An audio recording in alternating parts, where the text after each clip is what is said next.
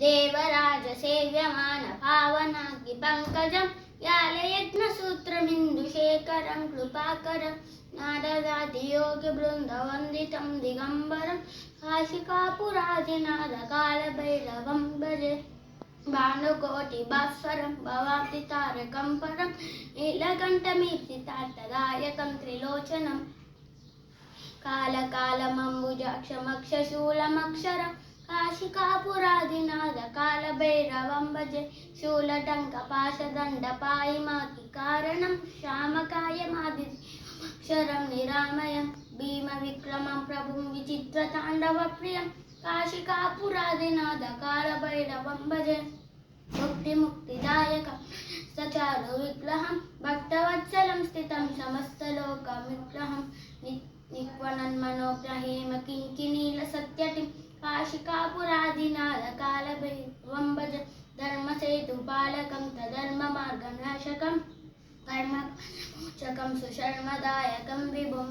नित्यमद्वितीयमिष्टदैवतं निरञ्जनं काशिकापुरादिनाथकालभैरवं भजे अट्टहासभिन्नपद्मजाण्डकोशसन्ततिं दृष्टिपातनष्टपाभजालमुग्धशासनम् अष्टसिद्धिदायकं कपालं